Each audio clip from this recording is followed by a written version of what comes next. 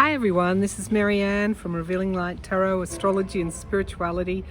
I'm still in Griffith and I spent all of yesterday filming, so I'll have some good clips to bring you during the week, including filming done at the Hermit, what's known as the Hermit's Cave, but more on that later. I'd spent Saturday night staying up very late and watching the Australian Labor Party come to victory and take government in Australia, defeating Scott Morrison from the Conservatives.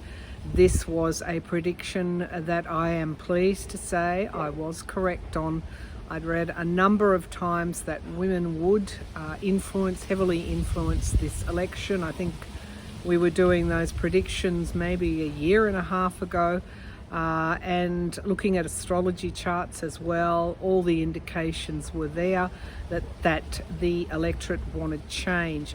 I also think that the Australian election has some lessons in it for Republicans if they dare look. The Conservatives had moved very much to the right, to the hard right, and a lot of their moderates were defeated as a result. The minor parties, such as the United Australia Party, led by an anti-vaxxer, One Nation, led by, one can only describe her as, well, she's been called a racist. Both of those very extreme parties did not do well at all. Clive Palmer from the United Australia Party owns a series of coal mines. He spent $100 million in advertising, slamming the Australian Labor Party and the Greens and whoever else for no return at all. So that was really sweet to see things like that. One of the huge stories of the Australian election is the rise of women independent members of Parliament.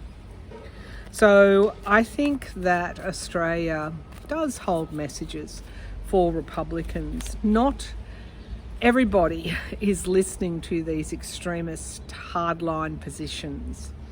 In fact, they're turning off. Not everybody is listening to a Murdoch biased media, nor any other unbalanced media. They are turning off. Australians are tolerant until they are not tolerant anymore, and they are intolerant of hard right extremist positions. They want action on climate change. The Greens Party, I think, now has 3 members in our lower house or in our house, and will most likely hold the balance of power in the Senate. So Australians have spoken. The women independents, they're known as the teal independents, that's the colour teal, combination of blue and green. Conservatives that want, well, conservatives / progressives on climate change. They will want to see fairly strong action on climate change from the Anthony Albanese Labor-led government. Now, Anthony Albanese, in his election victory speech, talked about wanting to reform politics, moving away from the division toward a position of unity.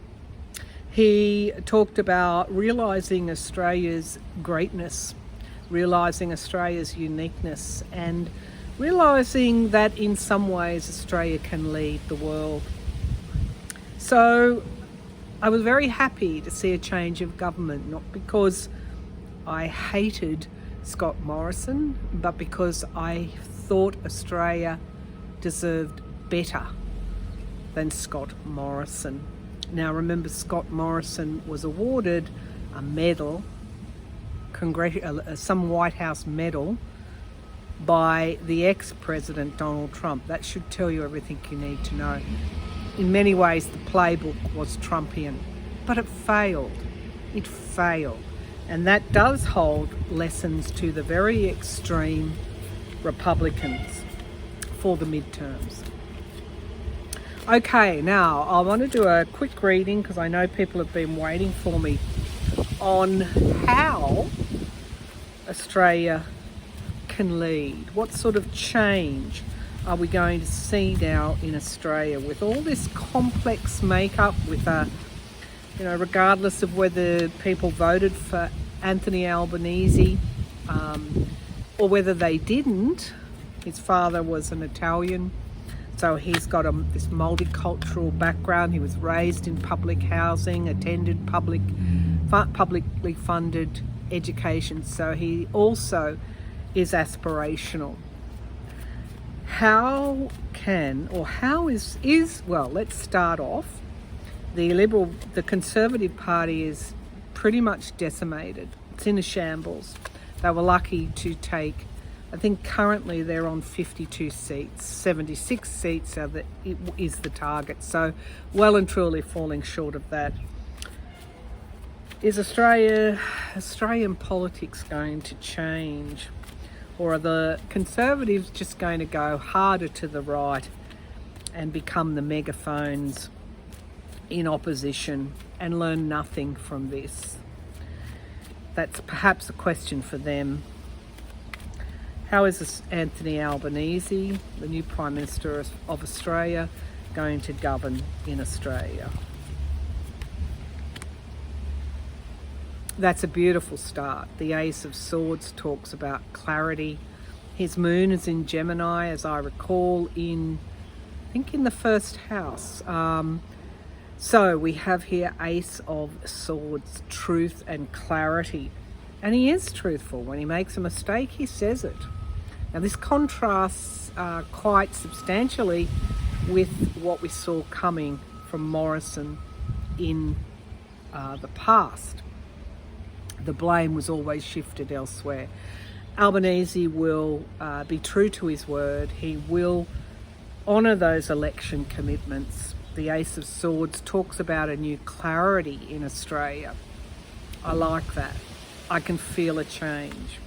Now we have here the Six of Cups, our higher selves, going back to a time before the toxicity. The toxicity in politics really weighs heavily on people. They don't want to see it. And so you're not going to see that from him. They might hit him with it, but you're not going to see it from him.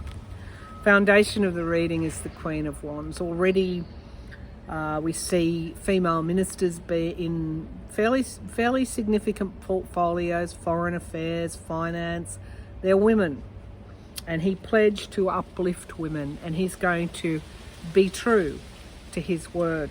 He was raised by a single mother in public housing, and he honours women. And I saw that in his chart. I see that in his reading. So we've got truth and we've got equality as themes coming up. In the past, we have the Nine of Cups. Was it a miracle? Was it a miracle that this change now is going to be felt? And he said, whether you voted for me or whether you didn't, I will have your back every single day that I am Prime Minister, all of you. In the sky, we've got the World card, endings and beginnings. I like these cards. The immediate future, we have movement, inspiration, passion. Australia is a country that values its freedom. And I feel a growing sense of freedom, moving away from oppression. The here and now, we have the Chariot card, movement. There's going to be a lot of movement. A lot, and it's quick. The Eight of Wands. He's not going to be bogged down. Hopes and fears is moderation, that he can govern for everybody, whether they're Conservative or whether they're Labor. That he has the respect, if not the political backing, but he has the respect of moderate Conservatives. That's the hope. Now, the outcome card is the Eight of Swords, so that is restriction. restriction and worry. Let's see where this is going. I know where it's going. It's victory. Victory over worry.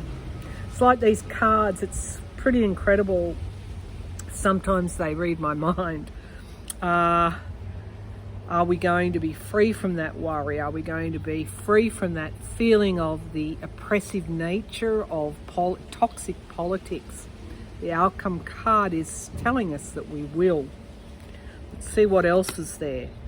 And we've got the 8 of Pentacles. People with skill. Many forget that Anthony Albanese has already been an acting Prime Minister, has been the Deputy Prime Minister, has been a minister holding significant industry, regional affairs, portfolios in the past. He's an experienced person. However, partisanship is not going to entirely disappear, but the voter, again, is saying they want freedom from the restriction of toxic politics. Now we have something coming to fruition in time. We have the Queen of Cups. The Queen of Cups, that emotional maturity.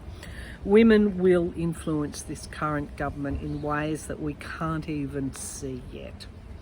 So they are very, very good, relevant cards. I hope when I'm back at my desk and we finish off with our travel vlogs, that I'm able to look at the midterms, because I do feel this is a bit of a trend that Australia has set, trendsetter, for the midterms. It's not necessarily going to go to Republican in the Republican way, and you may see out and out rejection of Trumpian extremist politics. That's my feeling. Thank you for tuning in. I'll be back with another reading again soon.